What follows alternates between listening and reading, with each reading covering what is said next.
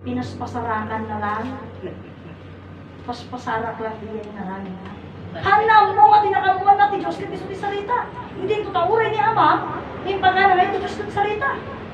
Tinan mo. Gusto nga uray among di kinakugno, hamo. Di ka balinan, di nga salita. Kung nga kinakugno, mawawala. Di ba? Mawawala. Iso nga kaya sinasabi ko sa inyo, believing is not enough for salvation. Because once you believe, at hindi mo naman alam kung ano yung pinaniwalaan mo, parang kagaya, tingnan mo, mga kingdom of God, they relied so much. Parang ngayon, na-realize ko na, kaya pala hindi ako po pwede na mag-imbita sa kanila sa mga kingdom of God ng July. Kasi July ang birthday ng King Philip nila at sila pupunta sila ng Kapitan Shrine. Alam niyo ba yung papunta pa lamang ng Kapitan? Is one way, 10,000 na yun. So back and forth is 20 mil. Sa tao, ikaw naman, siyempre usapan isang tao lang yun. Ikapapunta na nga lang ng Manila, magkakano na yun, 1.5 na. Magbabarko sila, Magbabarko pa yun sila. Ilang araw yun. Lalo na pag-aeroplano. O, diba? Ang mahal na. Kinuha ka nung tungay dyan, ang magkasali.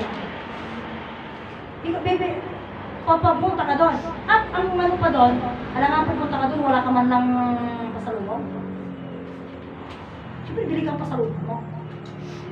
O, alam nga pasalubong, bili ka lang ng pasalubong sa tinapay. Kinunagadugan ko, di isang tinapay lang. Hindi. Kaya sabi niya noon, 10,000, one way yun. O, kung 20 mil, two way, di 20 mil. Imagine mo yung sacrifice na yun dahil lang pinaniwalaan nila si Hari Pilimon nila. Diba? Isa atin walang ganun. Mga kapatid ko. Tako na ni Ama, hangin kapilitan. Mayroon naman sa mga taong mayroon, mag-donate sila, mayroon.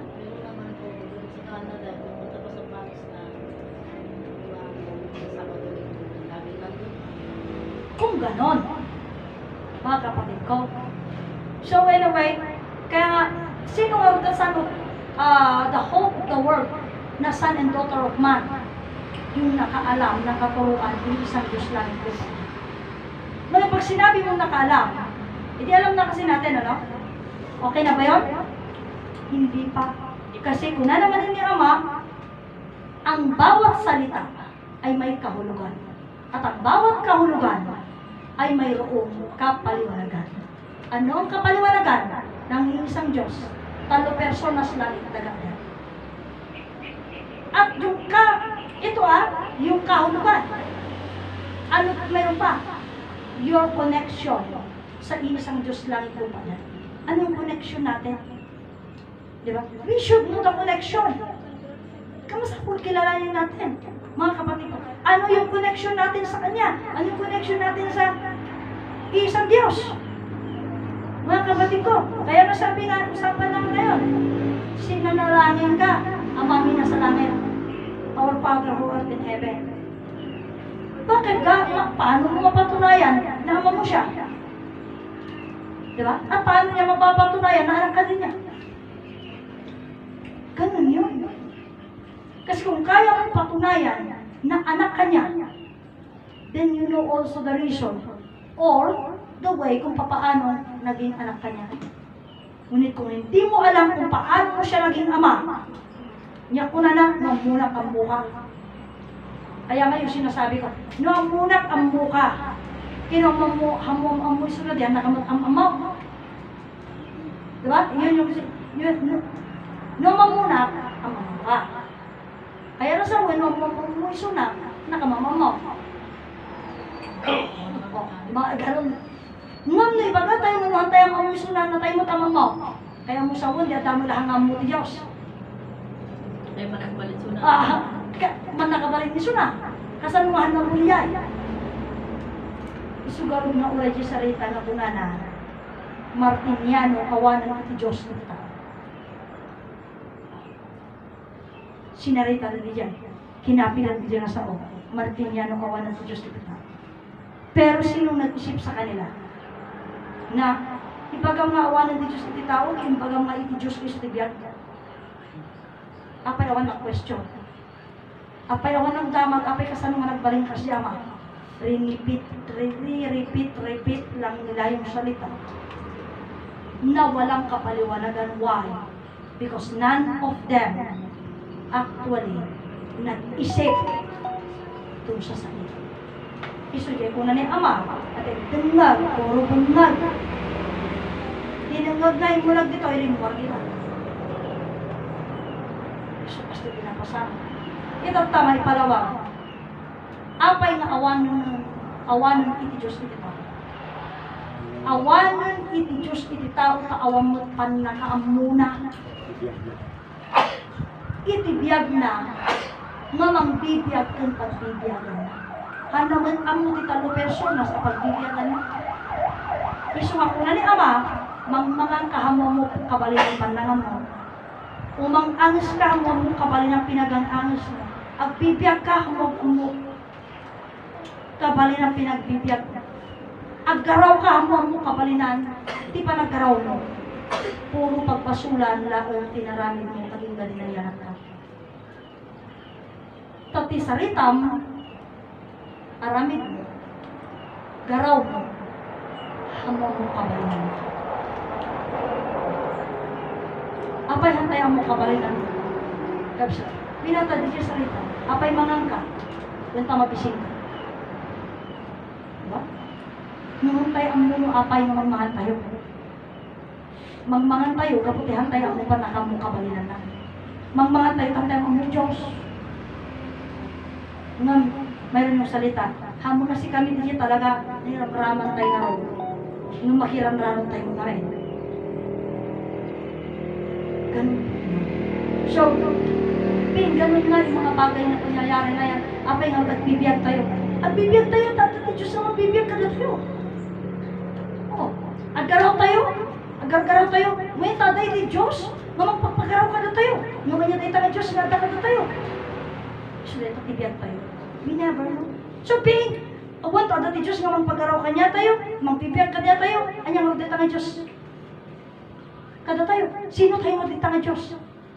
Hindi natin alam yun. Isung ako na ni Ama, Diyos lang na walang kaalaman. Binibigkas lang natin. Ayoko yung salita kasi na ang Diyos madalang itiniwat ng awat itiaramin. No. Kapsa. Bakit sabi ko sa inyo, ako mismo yung magbago na ayoko yung ganung salita. Bakit ayoko yung salita na Diyos lang sa bunganga hindi tama ang gawa. Kasi ako din naman why should I tell that na gaano ko mapatunayan kung tama na yung gawa ko, di ba? Hindi ko mapatunayan. Kaya nga sabi ko, we should take off being negative and being perfect na wala namang pagka-perfect. Kaya nga lagi ko minsan sinasabi nga, pinifather ko nga, haam na kami ng one. Si Kangay, naman ng one. Kasi yung salita nga, agamiris kayo. No, agamiris tayo. You should include yourself. Hamuay exclude yung bagay. Kasi hindi ka pa makasigurado. Kung at naawata man, lahat ba ng usapan na intindihan mo? At yung darating para mensahe, naintindihan mo kaya. So kaya sabi ko nga sa inyo, ijijipasit na nga, agbalbaliw tayo.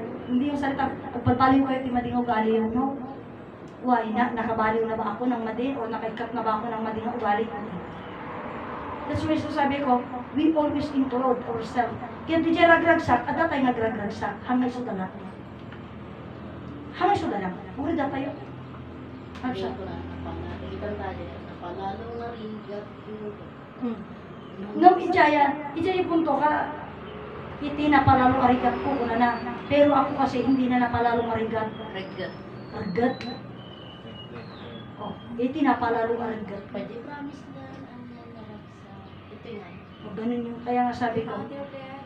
Kaya nga dito yung mga bagay na usapan, mga kapatid ko na kablaan. Tayo yung kahit sabihin mo ng Diyos, kahit sabihin mo ng talo persona sa pagbibiyagan.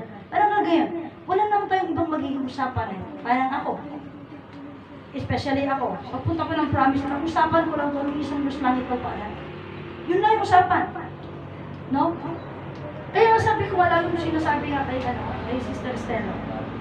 Apay nga nukasanot ti sarita da, mati pinagsauda. Amin nga ng amin na kita ngay pagbaga ni Alma, nang naglalaon ka na kami. So, aminado da, nga totoo yung sinasabi ko. Tanang nagpula umat na giday kanya da. Pero bakit hindi sila nasasyahan sa akin? Imagine, kung halimbawa ikaw tinuruan kita gumawa ng magtapos ng damit. Ngayon, mas magaling ka na po sa akin, tapos ng damit. Proud ako sa'yo na maestra ko. So kumbaga parang, ako din naman, mas proud na ako ng estudyante. Oo, kita mi talaga nalaingat nga ako, nagisuro kita, nalaingat. Pero sila hindi eh. Anong tawag mo doon? Mga selfish sila. Meron talaga. Mga selfish sila. Sila ang mga tunay na Pilipino. Crab mentality. O, diba? Ano ang mga tunay ng mga Pilipino? Mga crab mentality. Pag umangat ka, hilaan ka nila pag-umangat. O, diba? Why? Kasi ayaw nila eh, na maayos ka, gusto nila, may down ka din. Kagaya nila. Pare-parehas lang. Pero hindi nila nalaman, pagka mayroong nakadating sa top, malay mo, siya rin hihila sa kanila lahat. Na maging maayos sila. Diba? So, kaya sabi ko sa inyo, ganito rin yung sa katuruan. Ngunit, mga kapatid, di ko ibagbagan at kapay ti Diyos ang makamuha. Kaya nga sabi ko nga, bigyan niya ang mga adamitin natin problema dyan ka parang ngayon.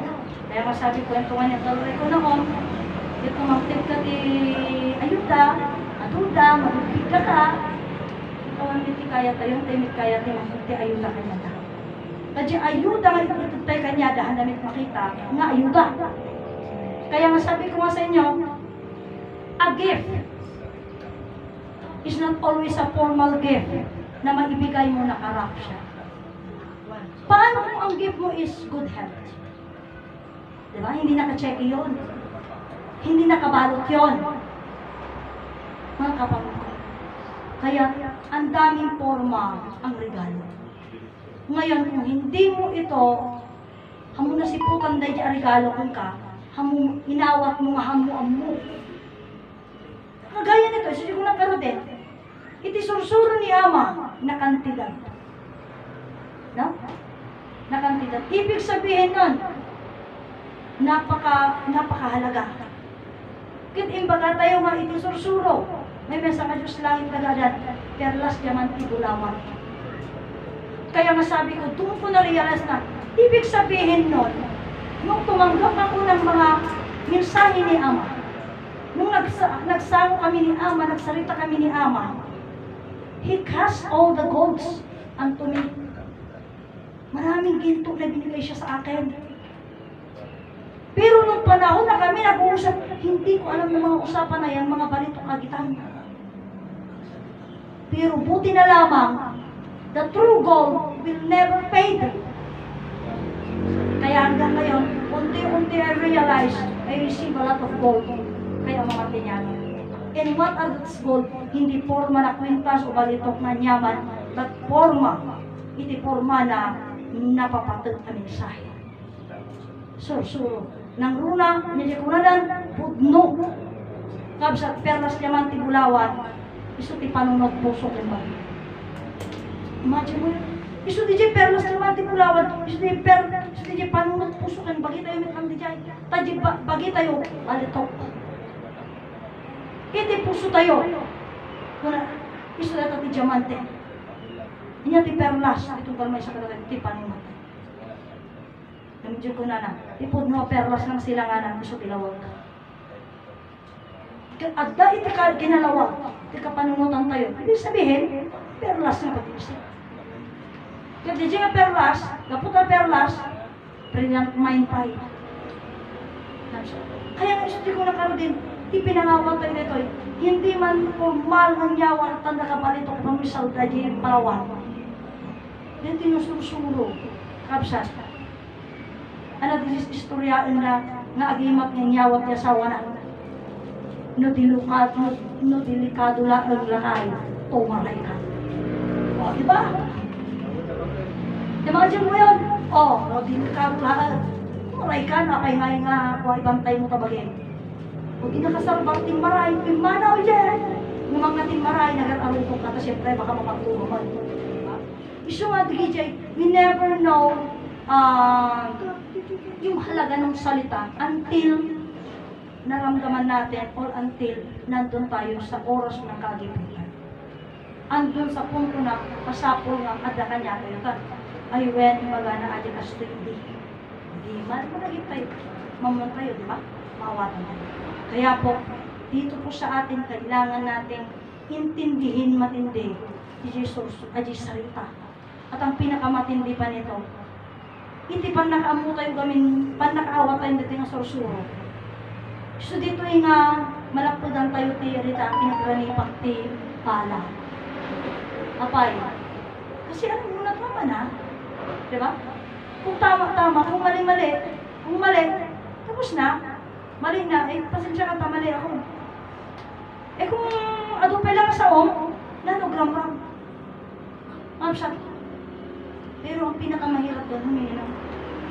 Ang humini, pag ikaw yung muna nasanay, pasensya ka. Diba? Pasensya ka, marikatan ka. Pero pag yung bagay na parang diretso sa amin, o hamo araramitin dito kastoy. Tatay inaramid mo to, kung ano ito jubing, yung pagkamang araramitin tinaramid mo ngayon, ay win, agyaman tayong palagi mo. O diba? Di tapos na. Kasi niya bugat mo, medyo ubeng. Kaya bugat mo lang tumutong na na. Tapos diba? Kaya po gano'n ang puntuan. So, di gano'n ko na ada tagi puntuan minsan na kung mali ako, patawarin mo. At ipaawat mo kanya kasanok nagbaling nga mali. Tapos basta, hanggang tumaulitan. Taulay pakawang ko itong kakitang kumaawatan nga mali. Di jay, pakiraramid. Di ba? Pakiraramid.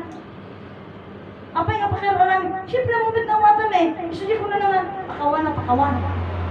May pakiraramid. Apay, hamumit nawatan. Isunod dito sa salita ni Apolagyo na din. Istorya na ni Brother Lagyo na nagsalita kami. Ang istorya ti kamali.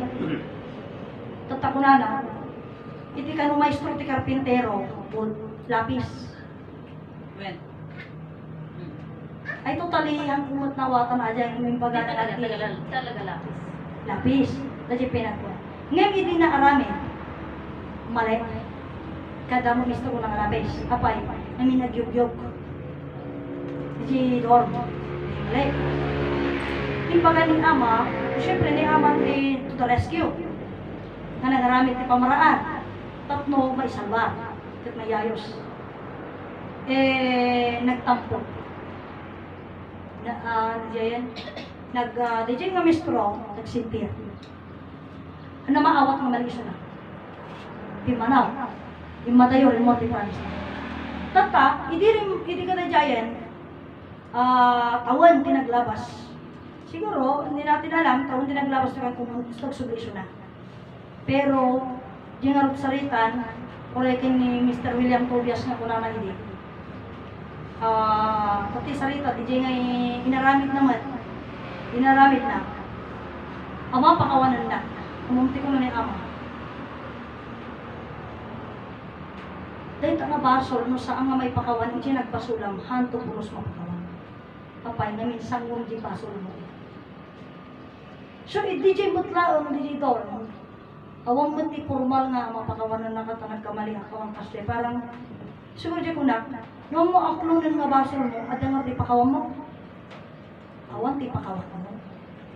Kat mo, awan ti pakawan mo, awang handa ka mo mapakawan. Kasi awang mati. Di ba? Kasi kung baga parang okay na lang din, kung dumating ka na, tapos na, maayos na yung dorm, okay na. Pero you never have any regrets. Awan ti, di ngay, di ba yung regrets? Sino ka? adi ngay, wala mo na pagsisisi ka. Or, Ang pagbaluyan. or yung bagay nga regrets mo nga, apay, ada na aramid ko aya, pinagkamali ang aya.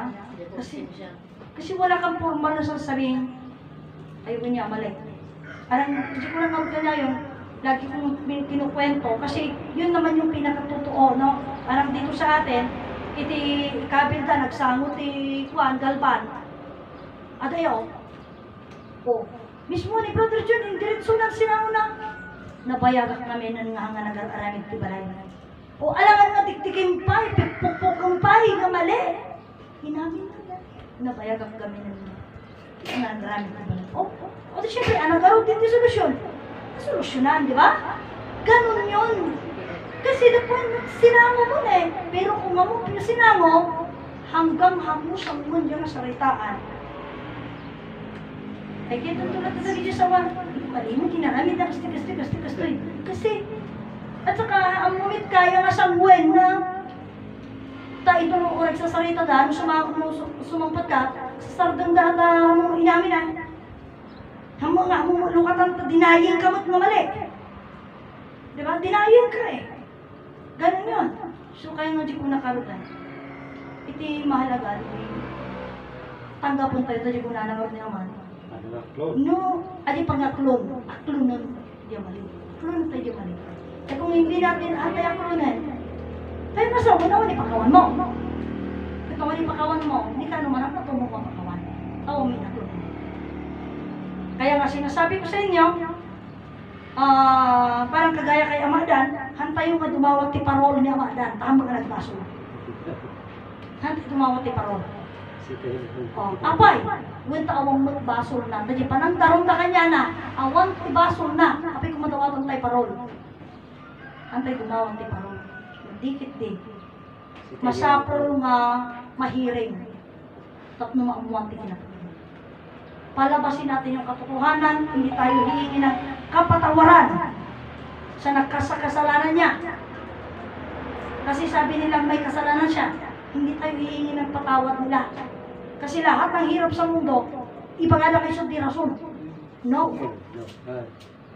So, sabi ko nga, hindi tayo hihingi ng kapatawaran nila sa wrongdoing daw ni Ama Adan kasi walang wrongdoing si Ama Adan at na Eva.